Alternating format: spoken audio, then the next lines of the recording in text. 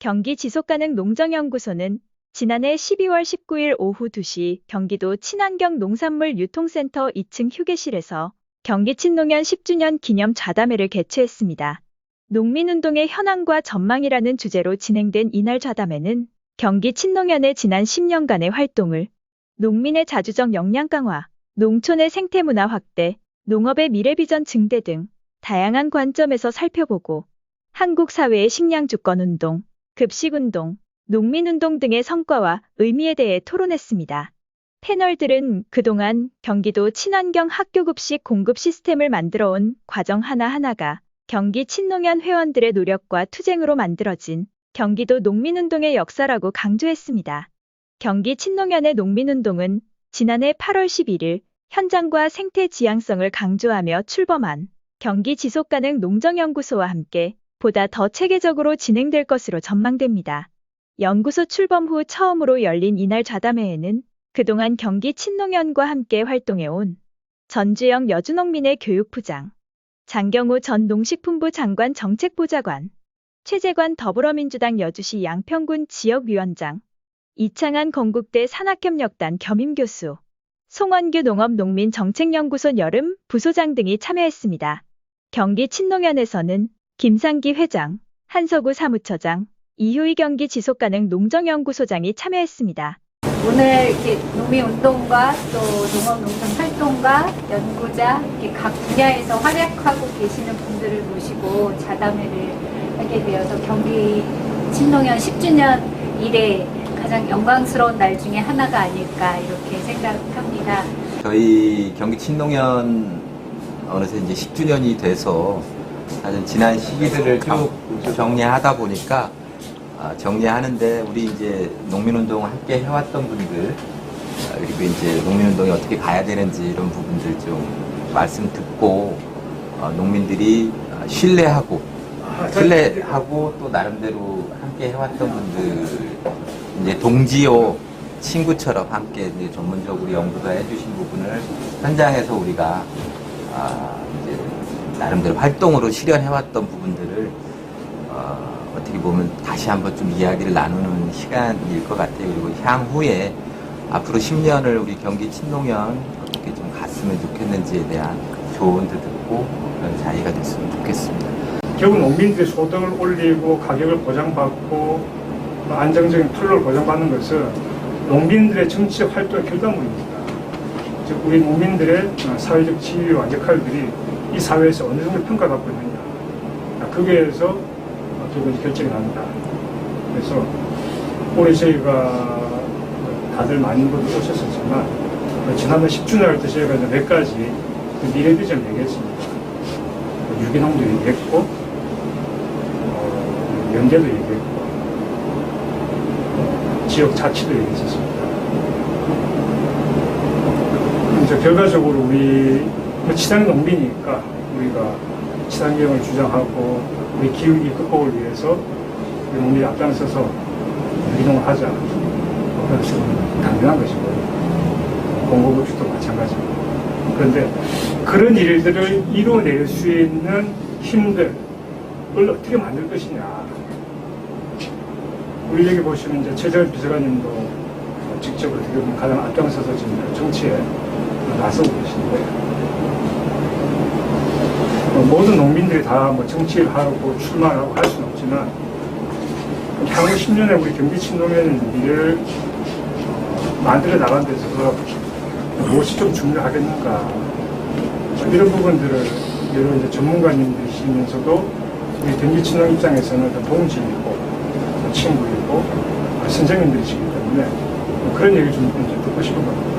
그래서 꼭 어느 방향은 아니더라도 지난 경기 친농 10년을 돌아봤을 때 이러이러한 부분은 좀 성과가 있었었고 이러한 부분들은 좀 아쉬운 점이 있었다. 그렇다면 향후 10년, 20년을 바라봤을 때 우리 경기 친농연이 경기도 농민운동에서 우리 농업계에서 우리 농민의 어떤 정치를 가해서 여러 가지 측면 속에서 좀 어떤 역할이 좀 필요한지 어떤 그 과제들을 좀 풀어나가야 될지 이런 부분들을 좀 얘기해 주십사 해서 좀 이런 자리를 마련했고요.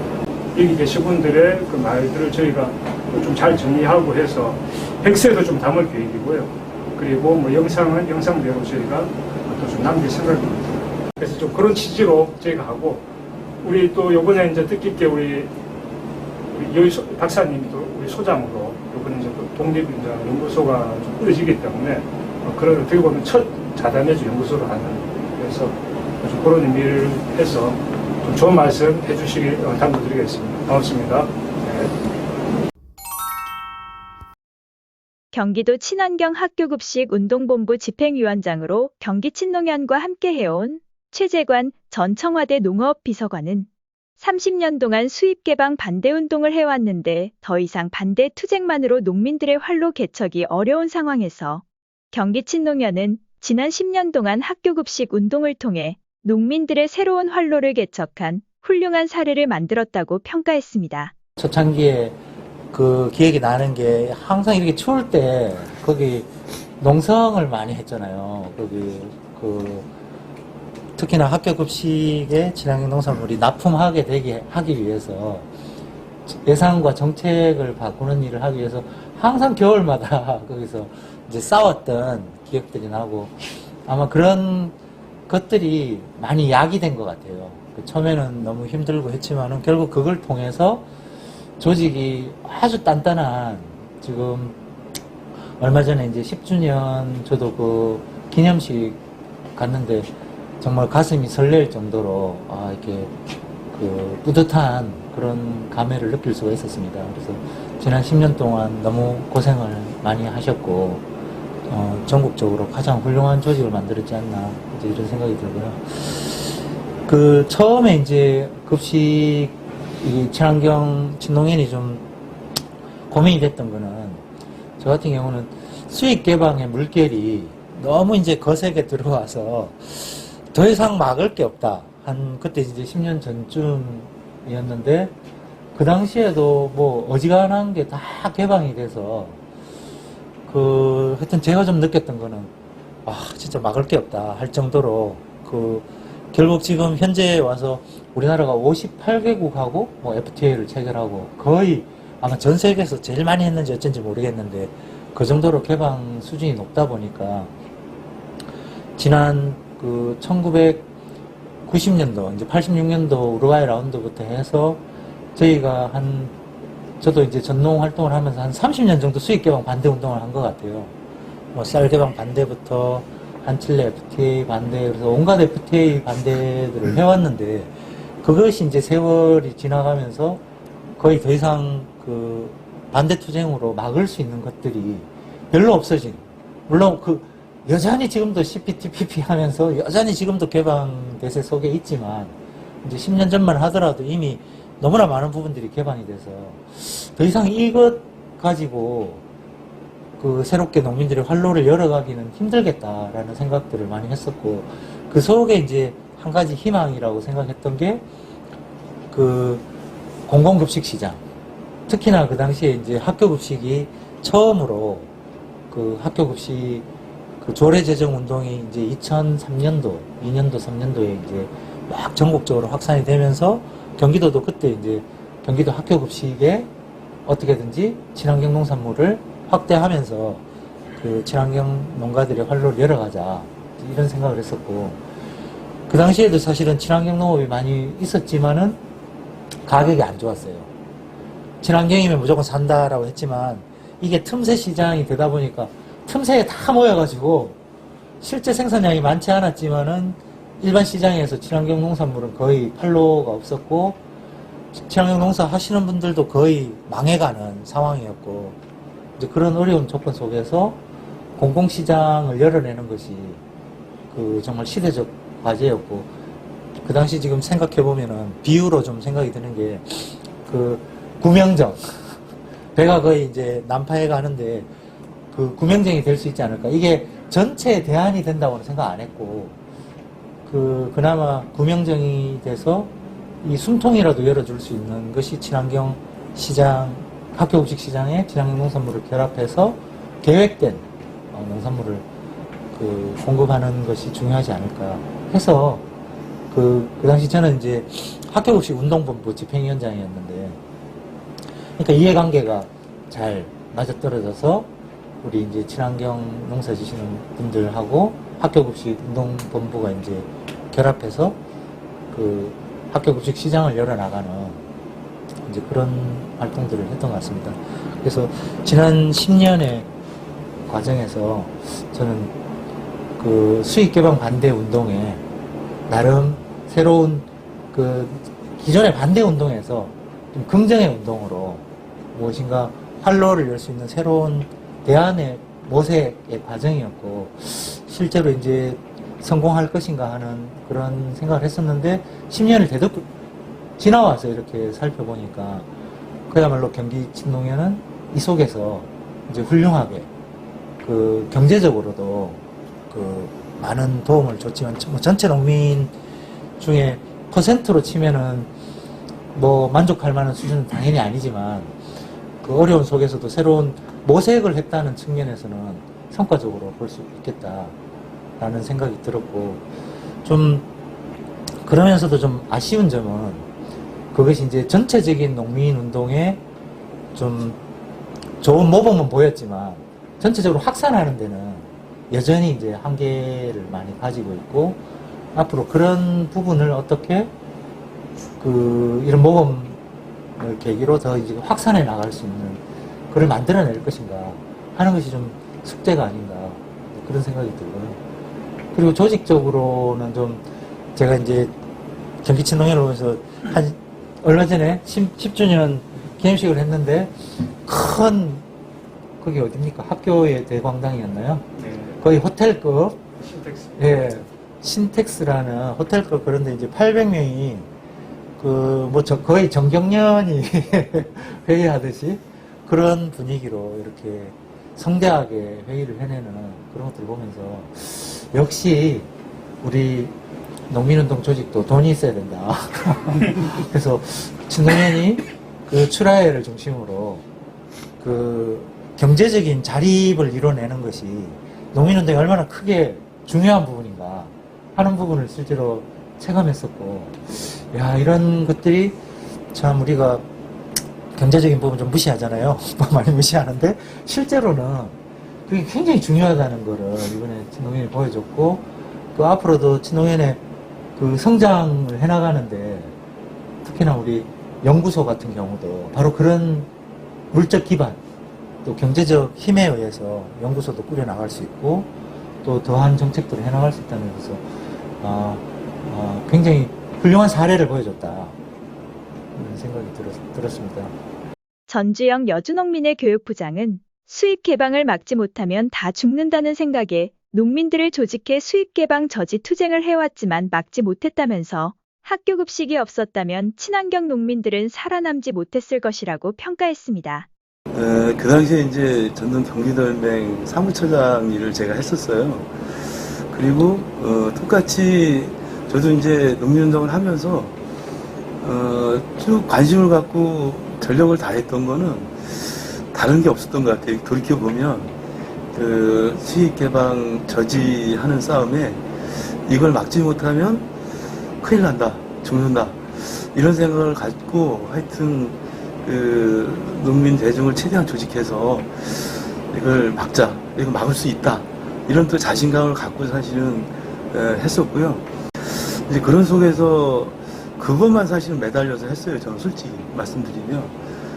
그리고 그거 조직하기만 해도 굉장히 버거워서 허덕허덕 대고 사실은 활동을 했었고, 그 와중에 하여튼 저희가 그래도 지금 돌이켜 생각해 보면 그 당시에가 과거 농민들이 가장 그 조직 동원되어지고 가장 많은 사람들이 나섰던 그 개방 반대 투쟁을 이끌어내지 않았나. 경기도에서도 사실 그런 부분들이 그 당시에가 최고 실적이었던 것 같아요. 그래서 하여튼 그때 이제 뭐 어찌됐건 한칠레 FTA, 한미 FTA 반대 투쟁까지 저희가 하고 홍콩 투쟁까지 하고 쭉 그렇게 하면서 결국은 이제 싸움에 저희가 이기진 못했는데 그게 사실은 좀 패배의식도 좀 있기도 하고 어려움이 있었는데 사실 이걸 최재관 그 비서관님께서 사실은 이제 이 친환경 무상급식 운동에 대해서 그 얘기를 하고 했던 거예요. 전농 정책위원장을 하다가 여주로 내려와서 활동을 할 때 이제 그런 얘기들을 좀 많이 하게 됐고, 근데 이제 저는 사실 그 당시에 솔직히 말씀드리면 귀에 잘 안 들어왔어요. 그 얘기가. 필요하다는 얘기들은 막 이렇게 자꾸 얘기를 옆에서 하니까 내가 조금 이제 그런가 보다 이렇게 생각을 했는데, 내가 뛸 수 있는 이런 여력이나 이런 걸 전혀 생각을 못 했어요, 사실은. 그래서 저는 이제 그 당시 이제 경기도 학교급식 운동에 회의에 한두 번 나갔다가 제가 그 역할을 경기도 연맹이 요구하는 역할들이 있었는데 저는 사실 하기가 좀 어려웠던 과정이 좀 있었고, 그런 걸 좀 보고 최재관 비서관님이 그 당시에 이제 하여튼 이 자청을 해서 이렇게 사실은 경기도 학교급식 운동에 참여를 했던 거고, 실제로 그걸 주도해서 사실은 했던 과정이 아니었나 생각이 들고요. 그리고 지금 돌이켜서 또 생각해 보면 최재관 비서관님이 상당히 이때 잘했다, 판단도 잘했고 굉장히 진짜 이 앞을 바라보는 식견이 있었다. 그러니까 저희는 이제 하여튼 저항하고 투쟁하는 이런 거, 조직하고 이런 거에 관심이 없었는데 이 농업 문제를 올바로 이렇게 바라보고, 그리고 실제로 앞으로 우리 농업 정책이나 이런 것이 어떻게 가야 될 것인가에 대한 이제 그런 고민들 속에서 사실은 그 학교급식 운동의 적극적인 그 선도적 역할을 했다 이런 생각이 들고, 그런 기반이 돼서 이제 경기도 친환경 학교급식이 이렇게 진행이 되고, 그리고 결과적으로 이제 친환경 농가들이 이렇게 조직이 되어지고, 그리고 경기친농연이 이렇게 10주년 행사가 되지 않나 생각이 들고요. 그리고 저희 여주 입장에서도 봐도 생각해보면, 지금 그나마 그 친환경 농가들이 한 270여 농가 정도 여주에 남아있는데 굉장히 작잖아요, 사실. 지역에서 본다면, 친환경 농가가 그 밖에 안 될까 이런 생각이 많이 드는데, 그나마 친환경 학교급식이 없었다면 이 농가들은 거의 없었을 거예요, 친환경 농가가. 그래서 제가 봤을 때 어떻게 보면 농업 정책 또 그리고 농민들의 기반을 만들어내는 데 있어서 친환경 학교급식 운동이 굉장히 중요한 역할을 했다. 그래서 그 기점을 잘 만들어보고 지금까지 10년 동안 나중에 또 말씀드리겠지만 실제로는 여기에 이제 헌신하는 우리 사무처장님이나 또 그리고 우리 각 활동가들께서 헌신하는 이런 노력들이 있었기 때문에 이 10년이 사실 또 훌륭하게 된 거죠. 그냥 학교급식 제대로 된 건 아니고 제가 봤을 때. 그래서 하여튼 그런 중요한 지점 때문에 그래도 그나마 조금 희망을 좀 가질 수 있는 부분이 또 계기가 이렇게 마련되어 있지 않나 해서 굉장히 좀 위안도 되고요. 그리고 솔직한 심정을 좀 말씀드리면 요새 이제 저 같은 경우에는 나이가 지금 이제 좀 이제 50대 말 쪽으로 이렇게 가다 보니까 자꾸 뭐라고 얘기해야 되나 좀 어려움이 자꾸 보여요. 사실 솔직히 말씀드리면 한 30년 넘게 그냥 저도 전농 태생 때부터 계속 같이 운동을 해왔지만 지금 돌이켜보면 하여튼 그런 신자유주의 개방 정책에 의해서 농민들이 젊은 사람이 없고 고령화되어지고 우리 회원들도 나이 먹고 젊은 사람은 안 들어오고 활동가는 부족하고 미래는 잘 안 보이고, 요번에 서울 이제 민중대에 가서 우리가 옛날에 민중대를 참여해도 농민들이 숫자가 상당했었는데 너무 숫자가 작고 그나마 굉장히 내가 봐도 연로하고 나도 늙었지만 너무 연로하고 이게 우리 나라에 그래도 변혁을 이렇게 주도하는 주체 세력으로서의 농민들이 이렇게 연로해서 우리가 농민운동의 진짜 역할을 할 수 있을까? 이런 또 여러 가지 하여튼 그런 복잡한 생각이 들어서 노동자들이 모여 있는데도 한번 가봤었어요. 그래서 보니까 참 젊은 사람들이 많고 또 희망도 있어 보이기도 하고 그러면서 약간 이 농민운동에 대해서 또 걱정도 하고 이런 생각 좀 하게 됐었는데 하여튼 그런 여러 가지 이런 요즘에 신경들은 이렇지만 이런 속에서 본다 되면 특히 이제 지역의 농민들의 좀 물적 기반, 중소농들이 남아있는 기반들을 만들어낼 수 있는 기본 토양들을 급식운동에서 이렇게 마련도 하고 먹거리 운동에 어떻게 보면 단초와 기초를 만들어냈던 그것이 굉장히 아주 훌륭한 일이 아니었나 이런 생각이 좀 듭니다. 농업농민정책연구소 여름소장으로 경기 친농연과 함께 연구 용역을 통해 친환경 학교급식 논리 체계를 만들어온 장경우 전 농식품부 장관 정책보좌관은 지난 30년 동안 진행되어온 개방화 구조조정 정책은 농민운동이 감당하기 어려웠다면서 경기 친농연은 친환경 농업 중심 농민운동이라는 새로운 방식을 창출하면서 경제적 성과도 이룩했다고 평가했습니다. 개인적으로는 이제 경기 친농연 10년 과정들을 옆에서 좀 지켜보면서 10년 동안의 성과라고 한다면 저는 두 가지 측면에서 좀 남다른 뛰어난 점이 있었다라고 생각을 해요.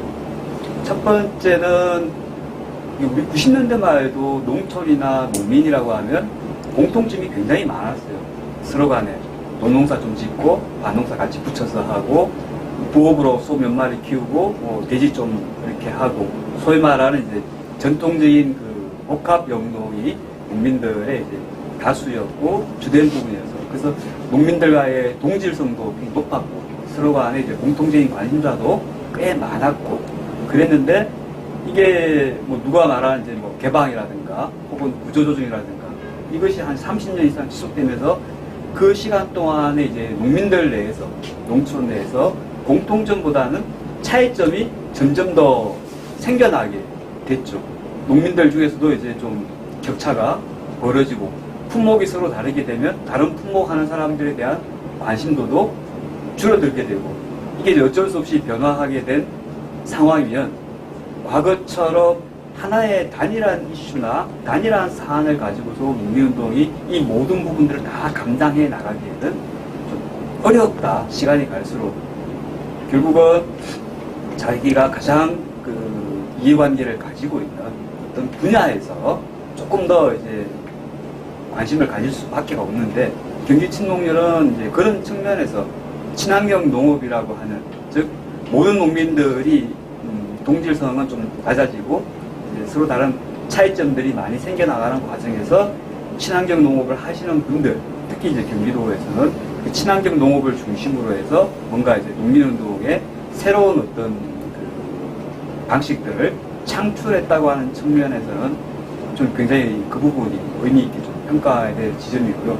이게 잘 되니까 최근에 한 4, 5년 사이에 보면 이제 쌀 생산자 때는 쌀을 중심으로 좀 이제 농민단 스스로 그런 농민운동 세력이 만들어지고 그 다음에는 마늘, 양파 이렇게 좀 만들어지고 있듯이 아무래도 그런 부분 앞으로는 이제 100만 농가들을 모두 다 포괄할 수 있는 어떤 그런 농민운동의 지향이나 가치들도 앞으로 꾸준히 찾아나가야 되겠지만 그래도 각 농가들마다 특별히 더 관심을 가지고 있는 어떤 이런 분야들에 대해서도 농민운동이 관심을 갖고 그 부분에서 성과를 내야 되는데 그런 측면에서는 경기친농연이 가지고 있는 성과가 굉장히 작지 않다라고 생각을 하고요. 두 번째로는 또 농민운동 그러면 보통 이제 정치적인 어떤 행위를 통해 가지고 법과 제도, 정책의 변화를 통해서 농민들의 어떤 사회 경제적인 권익과 이런 부분들을 향상시켜내고 높여내는 성과들을 가져오는 것이 전통적인 방식이었고 경기친농도 그런 측면에서는 친환경 무상급식 넘어서서 공공급식까지 많은 법과 정책, 제도의 변화를 가져왔는데 여기에 대해 가지고 어떤 단체의 지속성 혹은 단체의 어떤 정체성이라고 될까요? 이 자주적인 역량들이 꾸준하게 지속되려면 사실 경제적인 자립이라고 하는 이 뒷받침도 굉장히 중요하거든요. 정책적인 측면에서의 자기 고유의 정체성과 가치를 지켜나가면서도 한편으로는 경제적인 자립 기반을 만들 수 있는 사업적인 측면에서의 어떤 성과 이 부분도 중요한데 사실 두 가지를 잘 해 나가는 것은 쉽지는 않아요. 관변단체는 이제 정치적인 이 부분들을 포기하는 대신에 그러니까 경제적으로 먹고 살 수 있는 기반을 이제 그 정부와 여당에 만들어준 그 범위 내에서만 움직여 나가고 우리 전동처럼 정치적인 지향과 가치를 분명히 하면서 열심히 싸우긴 하지만은 동시에 이제 경제적인 자립 기반들 측면들은 여전히 지금도 아직은 이게 취약하거나 부족한 게 많거든요. 근데 경기친노련은 그 사이에서 자기 고유의 어떤 정치적인 가치나 지향들을 훼손하지 않고 또 그걸 사회 경제적으로 법과 제도 정책의 변화라고 하는 성과를 끌어내면서도 또 다른 한편으로는 출하회와 학교급식이라고 하는 조직 내부의 형태들을 통해 가지고 경제적인 자립 기반들도 어느 정도 갖추었다는 측면에서는 또 다른 의미가 있는 성과라고 평가해야 되지 않을까 싶습니다. 그래서 이 두 가지 측면에서 아마 경기친노련이 가지고 온 성과들을 옆에서 보기에는 이게 제일 큰 성과인 것 같다. 그렇게 생각합니다. 지역재단 이사로 경기친노련과 함께 현장교육 시스템을 구축해온 이창한 건국대 산학협력단 겸임교수는 경기친노련은 학교급식 외에도 경기도 어느 단체보다 정치적 이슈에도 민감하게 움직여왔다면서 경기도 농민운동 조직으로서의 외연을 어떻게 확장해 나갈 것인가가 과제라고 평가했습니다. 오랫동안 경기친노련과 함께 이제 같이 일도 하고 또 직접 이제 사업도 담당했던 사람 입장에서 경기도에서의 농민단체나 여타의 시민사회단체보다 경기친노련이 정치적 이슈에 되게 민감하게 많이 움직였던 것 같아요. 근데 그만큼 친환경 농업이나 먹거리, 학교급식 뭐 이런 문제에 있어서는 아주 민감하게 이제 작동할 수밖에 없지만 그 외에 전반적인 농정에 관한 문제라든지 또는 어떤 지역사회의 현안 문제라든지 이런 거에도 게으르 하지 않았던 것 같아요. 그러다 보니까 경기친노련이 경기도에서의 상당히 중요한 그 역할을 하는 그런 운동 조직으로서의 자기 위상을 어떻게 이걸 좀 더 외연을 넓혀갈 거냐라고 하는 것도 하나의 앞으로의 과제가 또 될 것 같습니다. 특히 이제 뭐 어느 지역이든 다 마찬가지예요. 그러니까 농민에는 힘이 좀 빠지고 이런 뭐 품목 조직이나 아까 장경호 박사가 얘기했던 품목 조직이나 이런 학교급식 조직, 먹거리 조직 이런 게 이제 조금 성장하는 이런 좀 흐름이 보이거든요. 근데 사실 그 안에 들어가 보면 농민운동을 했던 사람들이 자기 역할의 변화, 그러니까 간부 몇 년씩 하면 이제 또 현장에서 또 농사도 짓고 또 현장 조직화도 하고 활동도 하잖아요. 그러면서 이제 다양한 어떤 새로운 변화의 필요성을 느끼게 되고 그러면서 로컬 푸드 운동이나 그다음에 그 지역 푸드 플랜이나 뭐 시나리오 플러스나 이런 사업들에 개입을 하게 돼요. 그러면서 그 안에서 이제 또 자그마한 변화를 만들어내고 그 자그마한 변화들이 지역적 모델을 만들고 그 지역적 모델이 전국화되는 이런 이제 그 흐름으로 가고 있거든요. 그래서 저는 경기친노련이라고 하는 어떤 조직적인 독립적인 위상과 역할도 있지만 뭐 농민의 뿐만이 아니라 저는 한농의 뿐만이 아니라 예를 들어 뭐 학부모 조직이라든지 또 도시농업 조직이라든지 이런 데하고 연대를 어떻게 더 강화할 건가 하는 것이 앞으로 친환경 농업의 어떤 새로운 활로뿐만이 아니라 경기도 먹거리 체계를 좀 더 완성하는 데 많은 도움이 될 것 같다는 생각이 들어요. 왜 그런 말씀 드리냐면 지금 이제 그 정부에서 정부 합동으로 이제 통합돌보험 1단계를 노인을 대상으로 하고 있는데 의외로 처음에는 초기에는 설계를 할 때 먹거리 돌보면 식사 배달 딱 한 줄밖에 없었어요. 그런데 실제 지역에서는 이 먹거리의 취약한 문제가 상당히 노인들한테 심각한 문제가 됨으로 인해서 이 먹거리 돌봄 사례들이 자꾸 새로운 모델이 만들어지더라. 그런 데 있어서 왜 우리는 민감하게 반응을 하지 않지? 이제 이런 생각을 좀 들었어요.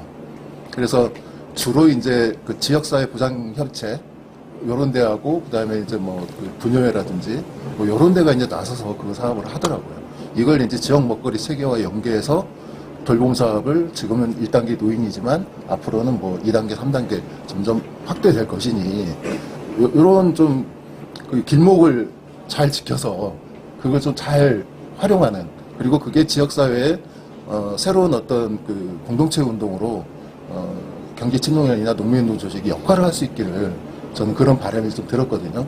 저는 그러한 일상사업의 성과가 이후에 정치 활동의 하나의 그 든든한 토대가 될 거라고 생각을 해요. 저는 이제 개인적으로 아쉬운 건 뭐냐면 경기친농연에 이렇게 참 조직력이 뛰어나고 열심히 활동하는데 왜 경기친농연 소속 시의원, 군의원, 도의원은 이렇게 조직적으로 배출할 고민을 못할까? 물론 지역적으로 정치적 성향이 한계도 있다고 보는데 저는 이제 그 벽을 뛰어넘어야 되는데요. 뭐 그렇다고 해서 뭐 그동안에 경기친농연이 정치 활동할 때 대선이나 지방선거에서 했을 때 그거 가지고 아주 조직이 이제 큰 분란이 만들어지는 것처럼 그렇게 큰 혼란은 없었잖아요.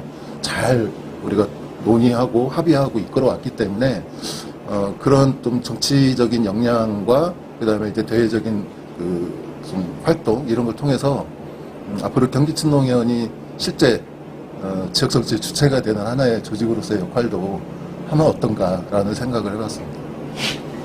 농업농민정책연구소 여름부소장으로 경기친농연과 함께 연구 용역 등을 수행해 오고 있는 송원규 부소장은 저항운동으로 시작한 농민운동을 지속가능한 운동으로 전환하는 데 경기친농연이 많은 역할을 했다면서 경기친농연은 저항운동과 대안운동의 균형점을 잡고 조직 내부를 조율하는 능력이 탁월하다고 평가했습니다.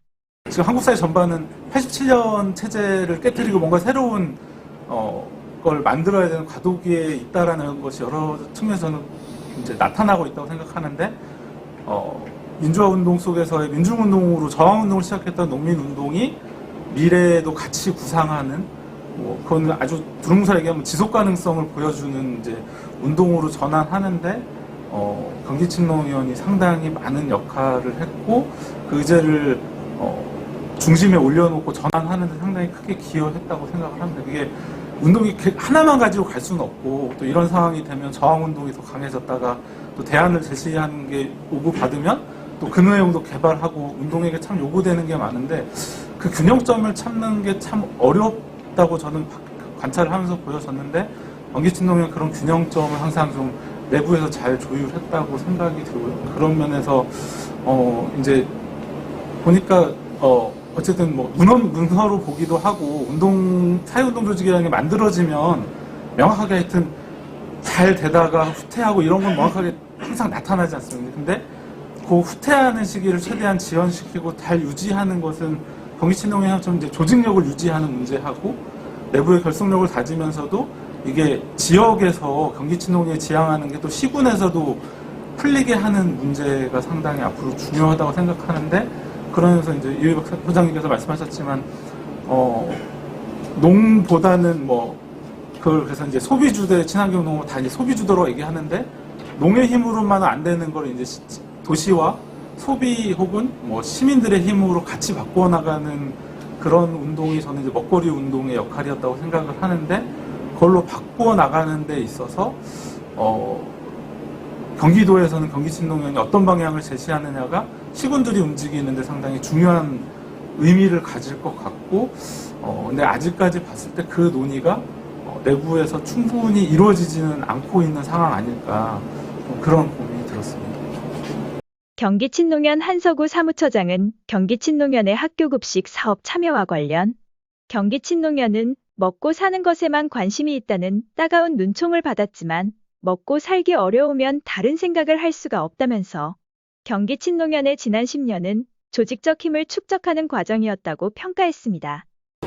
그 당시 이제 제 같은 경우는 제일 큰 동력이 제가 실제로 느끼는 것보다 농민들이 굉장히 무식한다는 것을 좀 많이 느꼈어요. 그러니까 농민들이 왜 이걸 알려고 하느냐. 그 당시 우리 제일 2011년 문제됐던 게 김성현 씨 잘 아시겠지만 이 가격 정보가 농민들한테 공개가 안 됐었어요. 학교에서 어느 정도 양을 먹고 어느 정도 가격을 먹느냐. 그러니까 농민들은 누구 받는 가격 알면 되지. 농민들 그걸 왜 알 필요가 있느냐. 그러니까 그거는 이제 특히 저도 이제 학생 때나 이렇게 어쨌든 우리 진보적인 생각을 가지고 애를 쓴 사람인데 그럼 농민들, 우리 사회 노동자 농민들이 어떻게 보면 어려운 속에서도 우리 사회 주체로 성장해 나가는 사람들인데 이 사람들은 단순 어떤 공급자 우리 좋은 의미에서 생산자 아니고 말 그대로 그냥 생산하는 사람들 농장 키워갖고 물건 대주는 사람들 이런 식이 많구나. 그리고 굉장히 농민들 바라보는 시각 자체가 좀 시혜적인 시각들. 그래서 이런 것에 대해서 사실 굉장히 좀 분도를 많이 느꼈었어요. 이해가 좀 안 됐었어. 그래서 그 당시 우리가 요구했던 게 어떤 그 정보 공개. 또 이제 경기 친농 운동의 좀 특징 중에 하나가 우리가 그러니까 친환경 유기농을 얘기하면서도 조금 뭐 쉽게 좀 쪽팔림 없을 게 뭐냐면 노골적으로 먹고 사는 문제를 우리가 친환경 단체에 불구하고 뭐 아름다운 얘기 없이 그냥 못 살겠다. 뭐 친환급식하고 농민들 잘 사는 데다고 왜 우리는 이만 이꼬라지냐 이거 되게 노골적으로 얘기했어요. 그래서 나도 그 기억이 나는 게 그런 것 때문에 우리 좀 비판도 많이 했어요 사실은. 친환경 농민들이 뭐 철학도 없고 가치도 없이 내 먹고 사는 문제 얘기하고 가게 얘기하느냐. 그래서 이제 그때 이제 기억이 나는 게 우리 박종관 우리 전국지원 초대장님이 야 그런 말 하지 마라. 야 세상 농민들이 자기 생존권을 위해서 투자하는 것보다 더 아름답게 살지 않겠냐. 물론 이제 그 당시에는 우리가 이제 좀 필요한 단계였고 사실은 저는 좀 그런 게 좀 쪽팔림이 없었어요 사실은. 뭐 어떤 이유인지 모르겠지만 오히려 사람들이 못 먹고 살게 되면 뭐 누구나 마찬가지인데 곳간에 심심한다고 내 배가 고프면 옛날에는 우리 저항이 생기고 분노해가지고 막 투쟁할 거라고 생각하는데 대부분 사람 배가 고프면요 뭐 딴 생각 잘 못해요. 먹고 사는 게 정신이 없어가지고 그래서 좀 어떻게 우리 그 먹고 사는 문제를 서로 같이 좀 풀면서 뭔가 해결기에 보여야 그 다음 단계 생각이 나거든요. 그래서 농민도 마찬가지고 노동자도 마찬가지고 여기 계신 우리 사회 누구나 마찬가지 생각들어요. 너무 굶주리면 딴 거 생각이 될 일이 없어요. 그래서 사실 우리 경기친농은 이제 그런 부분에 대해서는 굉장히 좀 솔직했다는 게 지금 큰 장점이었다고 생각합니다. 우리 농민들이 돈이 있어야 된다. 자연스럽게 우리 사무국 지금 직원 8명이지 않습니까? 또 사무국이. 사무국 직원들도 월급 없으면 일 못한다. 그걸 당연한 걸 이제 받아들이면서 이제 월급도 주고. 그래서 이런 게 좀 조직에서는 좀 좋았던 것 같고요. 그래서 저는 이제 지금 이제 돌이켜보면 이거는 뭐 제 개인적인 생각일 수 있는데 이 농민동을 바라보는 특히 이제 경기도 친농업 활동을 바라보면 저 같은 경우는 철저하게 이 소수의 전력을 써요. 우리가 인원이 많지가 않아요. 대한민국 농민 자체가. 그리고 농민들을 공유해준 사람들이 그리 많지가 않습니다. 그러니까 산에 따라서. 또 우리가 원래 전통적 농업국가이다 보니까 윗세대의 영향을 받아가지고 뭐 쌀 문제라든지 특정 사는 데서는 우호적인 이런 확 늘기도 하고 줄기도 하고 기본적으로 우리 경기도 친환경 농민들이 5천 명밖에 안 돼요. 5천 농가밖에. 이 사람들이 뭔 힘이 있겠습니까? 우리 아름다운 주장 한 대 봤자 어차피 사람 듣지도 못해요. 그럼 그럴 때는 저는 철저하게 우리 숫자에 맞게끔 이 작전을 세워야 된다. 그래서 특히 전통적 농민운동 방식들 중에서 본인 자체를 굉장히 거인이나 거대 집단이라고 생각하는 경향이 많은데 저 사실 개인적으로 그렇게 생각하지 않아요. 우리 농민들이 우리 사회에서 점점 양적으로 좀 극소수화되어 있지 않은데 점점 소수화되어 있고 그게 맞는 활동 전략이라든지 다른 단위들하고 교감할 수 있는 그런 어떤 그 프로그램들이 좀 나와야 되지 않느냐. 저는 이제 그런 것들을 우리가 좀 겸허하게 우리 몇 명 안 된다고 알기 때문에 좀 때로는 뭐 극렬하게 안 써오면 상대를 안 해주니까 뭐 그러지 않습니까? 옛날에 우리 돌명이나 전농 같은 경우는 조금 움직여도 기준에 깔아놓은 게 있으니까 좀 먹어주고 신문도 나오고 하는데 우리 같은 경우는 공무원들 마찬가지고 그 당시에는 의원들 마찬가지고 상대를 안 하니까 그러니까 뭐 똑같은 걸 주장하더라도 좀 가격하게 해야 되고 뭐 좀 편하게 뭘 해야 되고 그런 게 있을 수밖에 없었고요. 그런 게 조금 지나가니까 우리 효과적으로 운영을 하기 위해서 언론이라든지 정책이라든지 뭐 그런 부분들을 저는 효과적으로 좀 잘했다 생각들고 그리고 좀 소수한 부분들은 우리 좀 인정이 들어간다는 것이 의미가 있다고 보고 이 말씀은 여기 계신 분들하고도 나누고 싶은 얘기가 방금 이런 얘기 하나 하고 또 하나 뭐냐면 우리가 이제 등산을 갈 때도 항상 베이스 1기지를 치고 그죠? 에베레스트를 등반할 때 베이스 2기지를 치고 또 3기를 치고 마지막 거기서 또 최종적으로 정상 깃발 꺾고 올 사람 또 정해가지고 올라가거든요. 그러니까 어떤 그 최종 목표를 위해서 어떤 그 단계와 그 단계에서 역할들 그리고 그 과정들이 항상 있거든요. 그럼 지금의 우리 농민운동에서 우리 농민들 궁극적으로 목표한 거가 뭐고 그 목표를 위해서 그 과정들을 어떻게 만들 것인가 하는 부분들에 대해서는 좀 이제 많은 얘기들이 우리 경기치동도 마찬가지지만 우리 농업계가 좀 필요하지 않은가 생각이 좀 듭니다. 그러니까 어떤 뭐 거대 담론이라든지 뭐 거대 담론도 좋고 작은 목표도 좋은데 어쨌든 이 과정에 있어서의 충분한 어떤 숙성과 성과들. 왜냐면 우리 배식이 제작하면 그 일기적 못 올라가지 않습니까? 그래서 뭐 동산 걸려가게 되면 또 사람들도 집에 날라도 헬기 뜨고.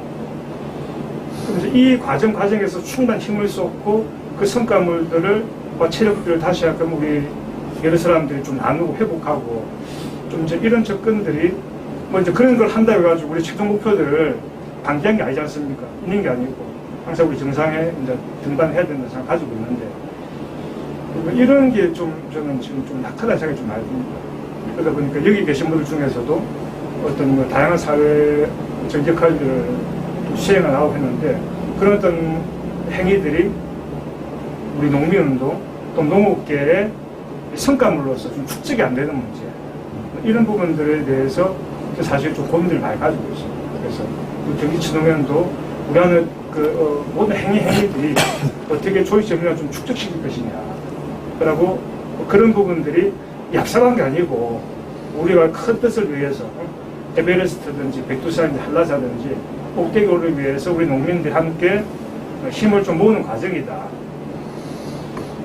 또 좀 그 힘이 되면 좀 천천히 하면 되잖아요. 그렇죠? 우리 등반 계획했다가 철수도 하고 다시 또 원정대 꾸려가지고 또 하듯이 조금 이제 그런 부분들에 대한 어쨌든 저는 요새 생각들을 많이 하고 있고 경기치농 미래와 관련해서 그런 부분들을 많이 하고 있습니다. 사실 여기 계신 분들이 어떻게 보면 전농 정책 의장도 두 분이나 계시고 사무처장 계시고 연구소장도 계시는데 그런 얘기들을 한번 제가 10년 동안 이렇게 경기치농에 있으면서 이 농민운동과 관련된 얘기를 한 번도 사람들하고 받아본 적이 없어요.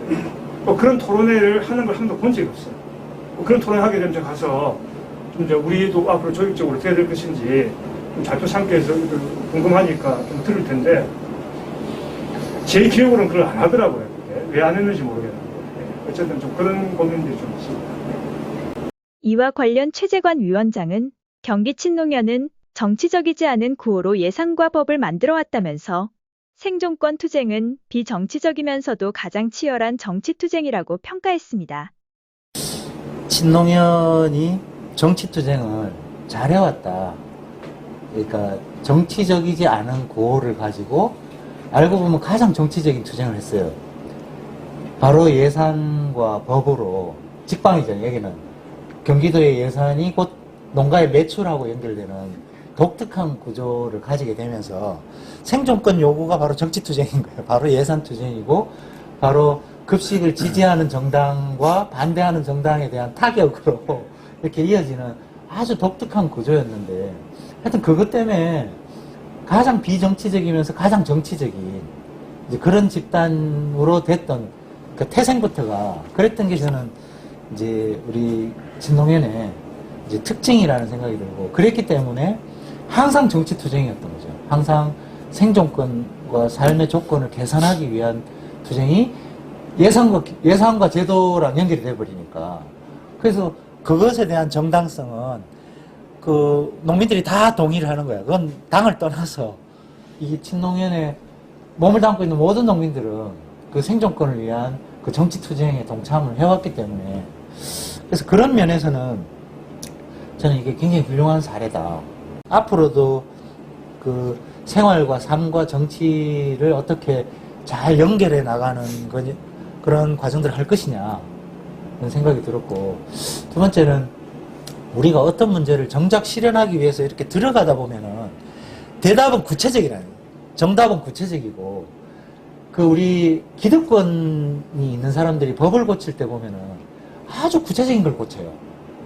뭐 조례를 고치고 시행규칙을 고치고 법을 고쳐도 아주 구체적인 문구를 고치고 근데 그게 그 사람들의 이익하고 직결되도록 이렇게 가 있는 그래서 사안은 비정치적인 것 같은데 알고 보면 가장 정치적인 내용이 담겨 있는 게 그런 건데 우리가 그게 저는 한편으로 보면 실력이다.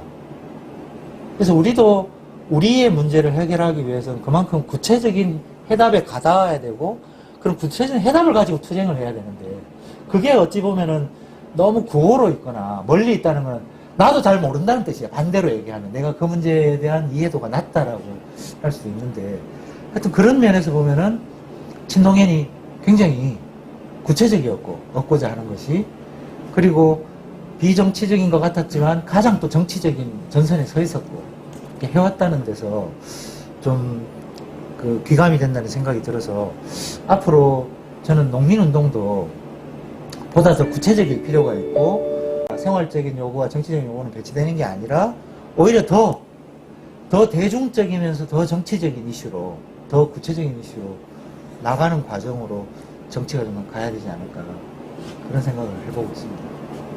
김상기 회장도 보통은 정치적 요구와 생존권 투쟁이 분리되는 경우가 많아 경기 친노년이 욕심을 부린다는 오해를 받았지만 학교급식과 공공급식에는 진보와 보수가 함께 농민들의 삶에 접근할 수 있었다고 평가했습니다. 말씀들을 이렇게 들어보니까 그런 위치 지어진 것에 대해서 다시 좀 정리가 되는 것 같아요. 그러니까 이제 실제로 삶의 방식, 농민이 어느 위치에서 본인이 이제 농민으로서 농민의 정체성을 가지고 정치적 요구를 하건 아니면 삶의 질의 개선을 요구하건 그 두 가지를 요구할 때 사실은 분리되는 경우가 많았어요. 그러니까 이제 정치적 요구는 정치적인 요구로, 생존권 투쟁은 생존권 투쟁으로 분리가 돼서 마치 이제 또 다른 욕심을 부리는 것처럼 이렇게 이제 비춰지는 경우가 있었지 않았나. 근데 말씀하신 부분은 경기 친노년 같은 경우에는 이제 공공급식이라고 하는 부분이 하나가 있었다고 한다면 이제 공공급식에 기반한 어떤 학교급식, 이게 이제 사회적으로 위치 지어진 데가 분명하잖아요. 이제 어떤 정부 예산이나 지방 예산이 들어가고 그 부분의 정상화를 요구하는 것 자체가 되게 이제 정치적인 어떤 요구치와 연결이 되는 부분이어서 어떻게 보면 자연스럽게 좀 그렇게 된 것 같아요. 그래서 위치 설정을 우리가 그렇게 하려고 해서 했다기보다는 어쨌든 사회가 그렇게 변화된 거고 그 사회가 그렇게 변화된 측면에서 위치 선점을 그렇게 할 수밖에 없는 어떤 구조적인 문제, 그리고 이제 나름대로 그 부분에서 벗어나지 않기 위한 노력을 꾸준히 해왔던 것 같고 그렇습니다. 그래서 어쨌든 그런 면에서 이제 뭐 이제 진보냐 보수냐 우리 이제 농민 내부에 이제 이런 부분들이 아니고 어쨌든 최재관 비서관님께서 이야기하셨던 것처럼 하나의 의제로 요구치를 하나로 걸고 하는 거에 대해서 진보 보수와 관계없이 이제 그 요구를 내세우면 모든 농민들이 함께, 숫자는 작지만 모든 농민들이 함께 해오고, 그리고 주변에 설득하는 것도 이거는 삶이야, 농민들의 삶이야 라고 하는 것으로 접근해 들어가는 이런 것들이 좀 됐던 것 같아서 힘을 좀 실어서 함께 해올 수 있었던 게 아닌가 하는 생각이 좀 들어요. 그래서 그런 부분은 좀 더 강화하고 이후에 어떤 좀 농촌의 삶이라고 하는 게, 농민의 삶이라고 하는 게 분리돼서 살 수 없는 것이 분명하기 때문에 뭐 이제 좀 같이 좀 모색하면서 좀 더 역할들을 좀 분장하고 좀 분명하게 또 해가는 것들, 이제 경기 친노년 이후의 활동이 그런 쪽에 역할을 일정하게 좀 해가야 되지 않나 하는 생각도 좀 하게 됐습니다.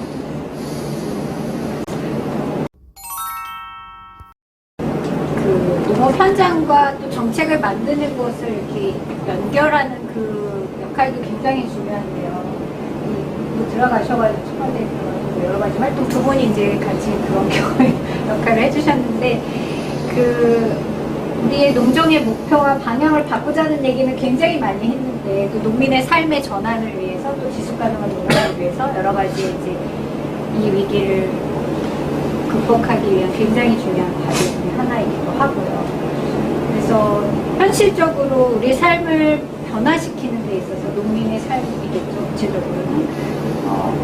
직접 어떤 정책이나 농정의 방향의 전환이나 이제 이런 것들이 필요하다는 얘기는 많이 하지만 현실에 있어서 체감하지 못하고 있는 게 오늘날의 또 현실인 것 같은데요. 농업과 이 목거리가 공공재정의 성격을 갖고 있다라든가 여러 가지 담론은 무성해지는데 농민의 삶의 변화는 별로 없고 농정 전환도 굉장히 갈 길이 멀어지고 있는 이런 상황에 대해서 어떻게 생각하시는지 말씀해 주시죠. 장경호 박사는 농촌 농민이 내부 상황으로 어려움을 맞은 게 아니라 외부의 개방 압력 때문이었는데 이젠 자유무역 시대가 끝나고 기후위기와 탄소국경세 등 새로운 무역규범이 만들어지고 있다면서 또다시 어려움을 겪지 않으려면 4% 농민을 넘어 96%의 국민과 함께 농촌, 농민, 환경, 식량이 공립하는 환경을 만들어야 한다고 강조했습니다.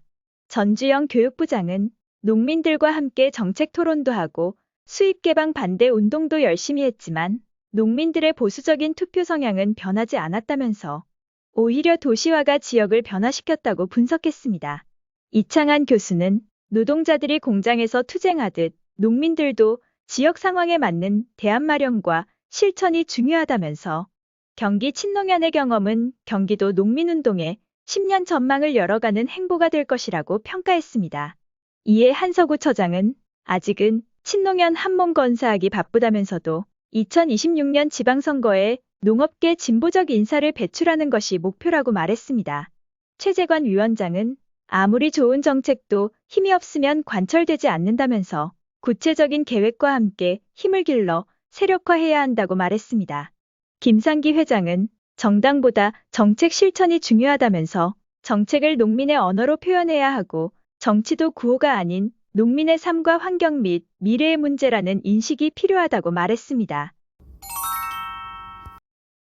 친환경 급식이라는 게 친환경 농민운동하고 결합이 되고 또 이게 이제 많은 부분에 새로운 대안으로 왔는데 저는 아직도 많은 가능성이 있다. 군대라든지 공공급식이라든지 우리가 개척해야 할 영역이 여전히 여기에 많이 있고 특히나 최근에는 밀 부분에 대한 우크라이나 전쟁으로 인해서 밀 부분에 대한 국민적 공감도 있고 우리 농식품부의 각성도 있고 그래서 그런 부분까지 포괄해서 로컬푸드 진영을 충분히 확장했을 때 우리의 생산적인 요구랑 정치적인 요구가 아직 여전히 해야 될 숙제들이 많이 있다라는 생각이 들어서 특히 저는 이번에 그 외식산업법 개정에 따른 16조의 개정에 따른 지역산 농산물을 외식산업으로까지 확장할 수 있는 기회가 우리한테 주어져 있는데 다행히 이제 경기도에서 그 시범사업을 농수산진흥원에서 이제 하기로 했더라고요. 아직 구체화되지는 않았는데 하기로 해서 하여튼 친농연을 중심으로 또 농민회가 중심이 돼서 그 부분을 확실하게 치고 나가서 그 친환경 틀에 갇혀 있던 거를 확 터서 일반 농산물까지 확대하고 밀이나 뭐 콩같이 김치같이 대중적인 작물까지 확장시켜내면은 우리가 이제 친환경이 너무 일부의 대안 아니냐 하는 부분을 좀 깨고 전면적인 대안으로 얼마든지 확대될 수 있다 하는 측면에서 그쪽을 타겟으로 좀 주력으로 했으면 좋겠다. 요번에 이제 제주도에서 모범 사례가 하나 나왔는데 제주도가 겨울 월동무가 최대 생산지잖아요. 그래갖고 막 폭락해가지고 맨날 문제인데 그 월동무 대신에 밀을 심게 했어요. 그래서 밀을 생산을 이제 늘렸고 그거를 이제 다 수매를 해주기로 하고 거기서 이제 수매하면 이제 처리를 해야 되잖아요. 그렇죠. 그러니까 수매하면은 처리를 하게 되면 다 자연히 가공을 하게 되는데 밀은 무조건 가공을 해야 되니까. 근데 우리나라가 제조업 국가잖아요. 그러니까 얼마든지 가능하다. 기계가 이미 뭐 우리 일본에서도 개발된 것도 많고 우리가 그러니까 여전히 밀 문제도 마찬가지로 급식같이 첫 번째가 수요를 창출하는 문제가 첫 번째고 두 번째가 그거를 뒷받침할 수 있는 생산 무조건 수매를 해주는 특히 이제 일본 같은 경우가 100% 수매해주거든요. 무조건 무조건 수매해서 어떻게 하냐면 수입 밀에 섞어서 팔아버리는 거예요. 그러니까 공급을 아무리 많이 해도 100% 수매가 돼요. 근데 왜 그게 가능했냐면 WTO에서 허용을 받았고 우리는 WTO에서 허용을 못 받았기 때문에 그동안 안 했던 건데 아까 이제 장경호 우리 소장님 말씀하셨던 것처럼 WTO가 이제 무력화된 이 시점에 이제 WTO 시비 걸 사람도 없고 자기들도 이미 다 어겼기 때문에 난 그거를 바꿔가지고 밀을 다 수매해줘라. 뭐 무조건 수매해줘라. 그리고 수입 밀에 섞어서 팔고, 그동안 이제 가공 가능한 거는 공공급식이든 군대급식이든 우리 국내산 쓰는 거는 빼서 쓰면은 저는 충분히 지금 새로운 비전이 열린다. 그 농식품부도 그 수매량을 늘리기로 했어요. 예, 늘리기로 해서 밀 같은 경우는 상식 있는 사람이면 도저히 안 할 수가 없는 것이, 그러니까 지금 이렇게 바뀐 거는, 세상이 바뀐 거는 전쟁 때문이고, 또 하나는 아까 얘기했던 것처럼 WTO가 붕괴되면서 자국 이기주의, 이제 우리가 미국도 자기 나라 제조업을 지키지 않는 한, WTO 지랄이고 이제 자기 나라 제조업을 지키지 않는 한 일자리가 더 이상 없어지기 때문에 이렇게 공업에서 먼저 나타나고 있는 거고, 농업에도 마찬가지 똑같은 양상으로 나타나고 있는 거고, 최근에 이제 제가 이제 어떤 재미난 사례를 봤냐면은, 이제는 목재도 원목으로 수출하면은 원목 수출세라는 거 붙여서 원목으로 수출을 못 하도록, 그러니까 뭐 러시아도 그러고 캐나다도 그러고, 왜 그러냐 그랬더니 원목으로 가면 일자리가 같이 나가는 거예요. 그러니까 자기 나라에서 가공을 해서 팔으라는 거예요. 그러니까 일자리라는 문제가 또 하나 있기 때문에 앞으로 농업 분야든 모든 분야가 블록화되고 자기 나라 일자리를 지키고 자기 나라 산업을 지키는 것이 최고의 가치로 되는 시대로 크게 시대가 바뀌었기 때문에 농업 분야도 마찬가지로 이런 그 밀생산에 대해서 공감대가 형성되고 있다. 장경호 박사는 밀의 최종 소비자는 국민이 아닌 기업인 만큼 가공과 품질이 관건이라면서 품질을 높여야 수입밀과 혼합이 가능하다고 말했습니다. 또 정부의 밀 자급률 목표는 10%, 20만 톤인데 2천억이면 충분한 만큼 정부가 전량 수매를 할 수 있도록 사회적 지지를 이끌어낼 수 있는 안을 만들 필요가 있다고 말했습니다. 전주영 부장은 밀은 심을 게 없어 고민하는 청년 농부들의 정착에도 중요한 작물인 것 같다고 말했습니다.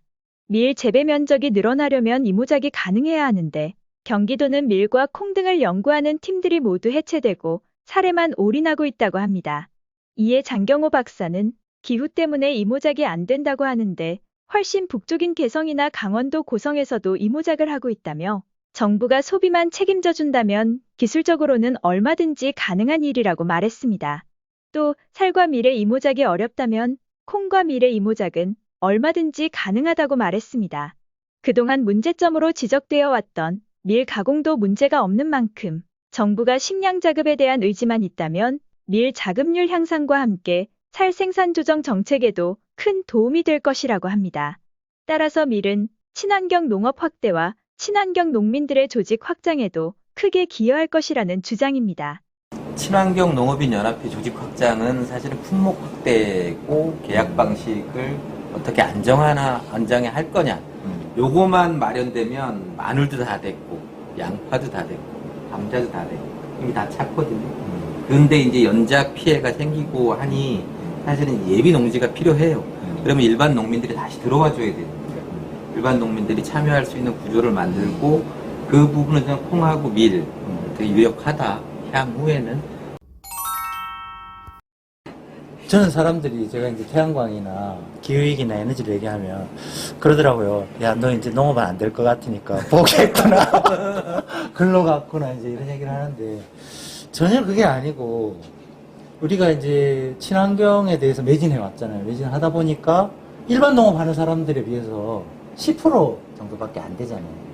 그러니까 전체 농민에 대한 문제를 해결할 수 있는 과제가 아니고 친환경도 물론 하지만 아까 확장이라는 문제에서 저는 더 좋은 대안이고 확장으로 나가야 되고 이제 그렇게 가는 과정이 있다고 생각을 하고 그래서 일반 농민들에게는 그 정치라는 부분이 또 여전히 이제 또 한 확장의 부분이었고 그리고 또 하나는 이 기후위기 시대에 에너지 전환이라는 것은 우리 농민만의 문제가 아니라 전 인류의 문제고 농업과 농촌이 새로운 기회라고 생각되는 거예요. 우리가 로컬 푸드를 아무리 열심히 해도 제가 이제 해보면은 기존의 농민들에 대해서 어느 정도 대안은 되는데 젊은 사람이 농촌으로 오게 한다? 이 로컬 푸드를 가지고 안 된다는 거지. 그리고 노동력 문제가 여전히 앞으로 우리 농업이 아무리 식량 주권의 절실한 문제라도 기계가 투입될 가능성이 더 많지 젊은 농민이 투입될 가능성보다 저는 그렇게 보이더라고요. 그러면 농촌이 점점 소멸할 수밖에 없고 사라져가 볼 수가 없는데 이걸 뒤집을 수 있는 기회가 저는 이 기후위기라는 기회에 우리가 가장 큰 피해자이면서 가장 주도적으로 이걸 개척할 수 있는 힘 또한 우리한테 있다. 이제 그런 가능성에서 이걸 보거든요.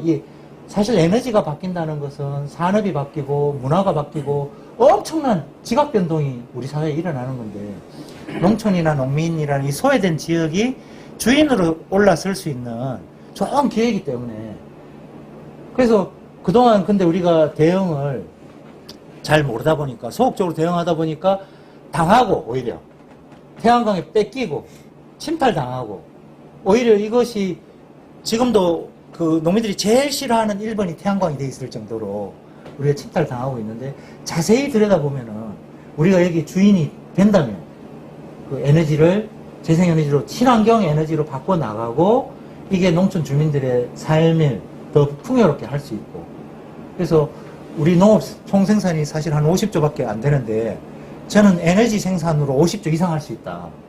최재관 위원장은 태양광을 이용한 에너지 생산액은 농업 생산액과 같은 50조라면서 정치적 진출이나 로컬푸드 확장보다 에너지 주도권을 확보하는 게 새로운 대안을 만드는 중심골이라고 강조했습니다. 이어 장경호 박사는 아리백으로 국제무역규범이 바뀌면서 10년 안에 탄소 국경세가 도입되면 수출을 위해 농민들의 동의 없이 과거 수입 개방하듯 폭력적으로 태양광 면적을 확보하게 될 것이라면서 농민들의 선제적인 대응이 요구된다고 강조했습니다. 제가 아까 그 국제 무역의 규범이 바뀌고 있다 그랬잖아요. 그 중에 하나가 이제 탄소 국경세는 거의 기정사실이고 이게 이제 언제부터 적용되느냐라고 하는 기간만 남았어요. 원래는 뭐 2025년부터 이야기하다가 2027년으로 살짝 밀리기도 했지만은 어쨌든 늦어도 앞으로 10년 안에 탄소 국경세는 됩니다. 거의 기정사실이죠. 탄소 국경세가 도입됐다라고 했을 때 어떤 일이 벌어질 거냐 하면 일단 국내 수출 1, 2, 3위가 반도체, 자동차, 그 다음에 디스플레이 직접적으로 타격이죠. 그런 상황이 올 수도 있어요. 그랬을 때 우리가 재생에너지, 태양광을 포함해가지고 재생에너지가 국내에서 충분하게 기반이 없는 상황인데 탄소 국경세는 발동된다. 그러면 국내에서 어떤 일이 벌어지느냐? 수출로 먹고 사는 나라가 수출하기 위해서는 이제는 뭐 농민들 동의고 뭐고 필요 없이 그냥 밀고 들어와요. 태양광도. 야, 반도체 수출해야 돼. 그러려면 근데 재생에너지 그 아리백은 기업들은 못 맞춰요. 국가 차원에서 맞춰줘야 되는데 그러려면 뭐 지역 주민 동의 이런 거 없이 그냥 전국에 있는 모든 농업진흥지역에 영농형이든 뭐든 태양광 쫙 깔아버려요. 관측지부터 오죠. 마치 과거에 우리가 수익 개방할 때 수출로 먹고 사는 나라 수출하려면은 우리도 문을 열어야지 라고 하는 그 폭력적인 논리가 똑같이 시간 없어. 우리 빨리 아리백 준비해야 돼. 그러려면 뭐 주민 동의니 뭐 농민 정의로운 전환이니 이런 거 다 떠나가지고 무조건 양적으로 태양광 면적을 늘리려고 그때부터는 삼성이나 현대나 LG와 같은 재벌들이 자기 사활을 걸고 덤벼들 거고요. 거기에 있는 우리 사회 기득권들이 거의 뭐 농민들이 다 양보해라, 농촌이 양보해라, 식량 밖에 사 먹으면 되지. 진짜 말이 아니라 그런 폭력적인 분위기가 형성될 수 있어요. 아리백이 그만큼 무서운 국제 규범입니다. 우리 최재관 비서관님은 그 부분 내가 기회라고 이야기했지만 이 기회를 우리 농촌이 살리지 못한다면 수익 개방 이상 가는 농촌에 재앙이 올 수 있습니다. 폭력에 의해서 또다시 희생당하나요? 다들 말씀을 하셨지만 이게 이제 일회성이 아니라 계속 경기도만 아니라 다른 지역에서 이런 모색들이 계속 이루어지는 계기가 됐으면 좋겠고 연구자로서는 이 박사님 같이 논의하고 계시지만 이런 자생적인 흐름들을 만들려고 또 지역들에서도 연구소를 또 여러 곳 또 많이 만들고 있는 그런 상황인데 참 다들 너무 이런 분위기들이 만들어진다고 하면 그 연구소들도 현장과의 협력 속에 성장하고 또 자리를 잡아갈 수 있는 그런 기회가 될 것 같아서 오늘 자리가 저는 연구자로서는 그런 의미가 상당히 컸었던 자리였습니다. 감사합니다. 제가 이제 우선 경기친농위원회에게 좀 좀 더 부탁드리고 싶은 말씀은, 저희가 이제 이렇게 한 30여 년 이렇게 운동하면서 약간 허전한 부분들이 후대거든요. 마찬가지가 10년을 한석우 처장님을 중심으로 그 활동가들이 헌신해서 여기까지 만들어 오셨는데, 물론 회장님들도 굉장히 노력을 많이 하셨지만, 이런 그 회장님을 위시한, 그 처장님을 위시한 활동가 분들이 사실 재생산되어지고 이렇게 토대가 발전하지 않으면 사실 제가 보기엔 미래를 예측하기 어렵거든요. 물론 여러 가지 조건이나 시스템을 만들어 놓는다고 하더라도 제가 보기에는 그 의식이 높은, 또 그리고 이런 인식을 갖고 있는 그 활동가 분들이 반드시 이어져 가야 되는 거기 때문에 그거에 대해서 사실 꼭 노력을 해 주셔야 되지 않을까. 또 10년, 20년 계속 하시긴 어려울잖아요. 이제 저희도 사실 그런 게 고민이거든요. 그래서 그런 노력이 앞으로는 되게 중요하지 않을까 하는 생각이 좀 듭니다. 아까 태양광 말씀하셨는데 저희 주장을 해갖고 저희가 사실 저희 마을에서 그 햇빛tur의 발전 사업을 받았어요. 아직 진행은 못하고 있지만 과정에서 처음 하는 거고 처음 기획된 거다 보니까 여러 가지 어려움은 있습니다. 근데 사실 취지는 되게 중요한 거죠. 그 태양광 발전을 하면서 그 수익을 그 업자나 뭐 이렇게 있는 사람이 가져가는 게 아니라 주민들이 함께 나눌 수 있는 이런 토대를 갖는다는 게 굉장히 이제 좋은 거고, 그래서 저희가 참여를 하게 됐고, 저희가 하여튼 취지를 해보려고 하고 있는데, 이런 것이 아까 박사님 말씀하셨듯이 폭력적으로 강요되기 전에 농지를 그냥 잃기 전에 저희가 좀 우리가 수익으로 챙겨도 가고, 또 하여튼 이런 태양광 발전이 발전해 나가고 이렇게 했으면 좋겠습니다. 그 오늘 큰 주제가 농민운동의 현황과 전망 자담회였는데 의외로 구체적인 의제에 대한 얘기가 많이 나온 것 같아요. 그러니까 식량주권 실현을 위한 자금류 향상 방안, 밀콩, 그다음에 햇빛, 그다음에 바이오매스, 그다음에 이제 사람을 키우는 거, 청년을 어떻게 이제 그 지속 가능한 농민운동을 하기 위해서 잘 키워내고 그 사람들이 이제 역량을 가진 인재로서 계속 성장하게 할 건가, 이런 문제까지 다양하게 얘기가 나온 것 같고요. 저는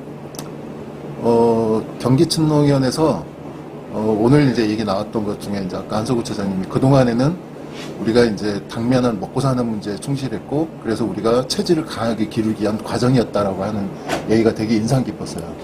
그건 뭐냐면 그 다음 단계는 앞으로 더 나은 한 단계 발전, 두 단계 발전이 있을 거라고 하는 전제로 하는 얘기거든요. 그래서 저는 이 경기친농위원이 아까 나온 구체적인 의제를 하나하나 실현해 나가기 위한 자기 계획을 세우는데, 제가 아까 드린 말씀대로 어차피 경기친농위원이 혼자 조직으로는 그걸 다 하기 힘들다. 그렇기 때문에 과거에 참 활발하게 했지만 계속 이게 이제 연결이 끊어지고 단절됐던 농민운동이 다시 지역 안에서의 관계운동, 연대연합은 또 옛날 냄새나니까 관계운동을 해보가는 주체로서 자기 역할을 하고, 그 관계운동에서 이러한 의제들을 하나하나씩 이제 실천해 나갈 수 있는 그런 이제 작지만 실천을 해나감으로 인해서 그 실천이 결국은 새로운 전환의 동력이 되는 그러한 역할을 앞으로 향후 10년을 해주면 농민 수는 쭉 줄어들더라도 새로운 농민운동에 대한 고민이 많이 확산이 될 것 같다는 생각이 들어요. 지역을 바탕으로 해서. 그래서 그러한 좀 긍정적인 마음을 갖고 오늘 여러 얘기를 많이 듣게 돼서 고맙게 생각합니다. 우선 이런 자리를 만들어 주셔서 그냥 놀러 왔다가 뭔지도 모르고 왔다가 많은 얘기를 하면서 굉장히 많은 저 자신도 정리가 되고, 우리 훌륭한 동지들 말씀 듣고 함께 정리할 수 있어서 이제 고맙다는 말씀 드리고요. 그리고 우리 농민들하고 함께 하고 가르치는데 저는 제일 좋은 방법이 모범, 백문이 불여일견이라고 좋은 사례 하나를 만들면은 충분히 요새는 뭐 다 할 수 있기 때문에 친농연 역량으로도 아까 이제 우리 좋은 얘기 많이 했지만 좋은 얘기로 끝나지 않고 핵심적인 모범 사업으로 만든다면 아까 우리 여러 가지 얘기했던 부분들 다 가능하다고 생각하거든요. 클 필요 없고 작지만은 그 핵심 알짜를 닮아서 만드는 모범을 만들어 주시면 아마 여기서 했던 얘기들이 정말 제대로 전파될 수 있는 기회가 되지 않을까 싶습니다. 좀 만들어 주시기 바랍니다. 당면한 의제를 바탕으로 앞으로 경기 친동연의 10년, 20년 활동할 수 있는 그 바램과 또 운동의 지향, 그리고 구체적으로 같이 협력하겠다라는 어떤 결의, 뭐 이런 것까지도 저는 다 어우러져 있었다고 생각이 들고요. 그리고 이제 다른 측면에서는 오늘 나온 그 큰 틀로 이제 의제를 세웠지만 구체적인 이야기를 한 이유는 다 구체적인 고민들을 갖고 계시고 또 실천의 지향성을 가지고 계시기 때문에 오늘 논의가 이렇게 아름다운 추상적인 얘기로만 빠지지 않았다 이렇게 이제 그 생각이 듭니다. 또 마지막으로 회장님 말씀을. 네, 어쨌든 감사드리고요. 같이 이렇게 참여해 주셔서 말씀 들을 수 있어서 영광스럽게 생각하고요. 뭐 해야 될 부분들이 있어서 부담스럽다기보다는 우리가 당연히 이제 해야 될 것들을 말씀해 주신 것 같아요.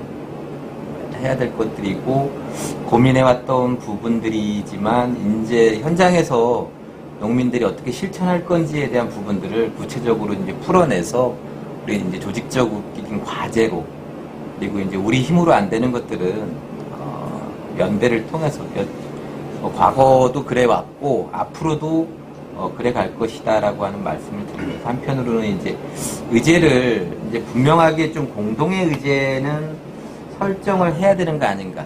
이제 경기도 차원이라도 공동의 의제, 그러니까 농민 진영 전체가 공동의 의제를 설정하는 데 있어서 역할을 좀 하고 그런 부분들도 논의할 수 있는 테이블을 좀 만들어내고 좀 이런 것들 좀 해야 되겠다. 이제 새로운 힌트를 좀 받을 것 같아요. 그래서 좀 그런 역할 좀 하겠다는 말씀드리면서 고맙습니다. 오늘 함께 해주셔서 감사드립니다. 네. 아이고, 수고 많으셨습니다. 고생하셨습니다.